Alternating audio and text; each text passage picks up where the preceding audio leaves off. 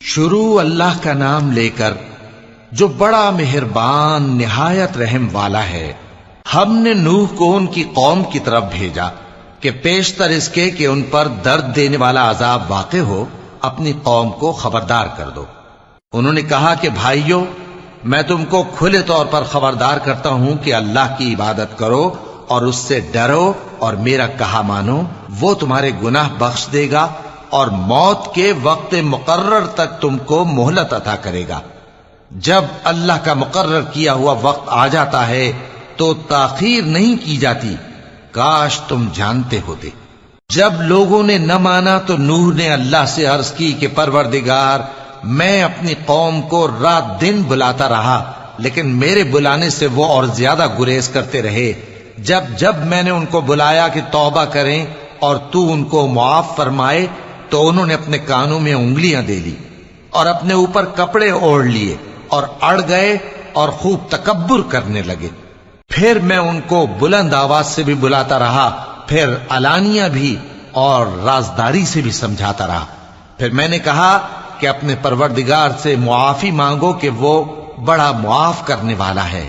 وہ تم پر آسمان سے موسلا دھار میں برسائے گا اور تمہارے مال اور بیٹوں میں اضافہ کرے گا اور تمہیں باغ عطا کرے گا اور ان میں تمہارے لیے نہریں بہا دے گا۔ تم کو کیا ہوا ہے کہ تم اللہ کی عظمت کا اعتقاد نہیں رکھتے، حالانکہ اس نے تم کو طرح طرح کی حالتوں میں پیدا کیا ہے؟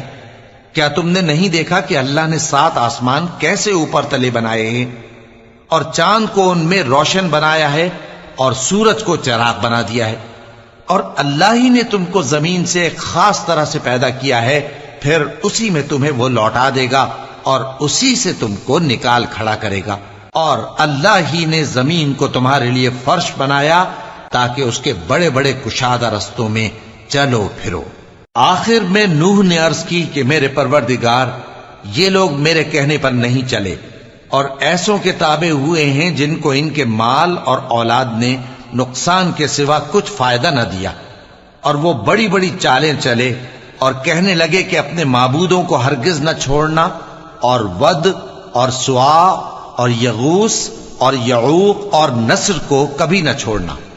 اور اے پروردگار، انہوں نے بہت لوگوں کو گمراہ کر دیا ہے اور تو ان ظالموں کو اور زیادہ گمراہ کر دے۔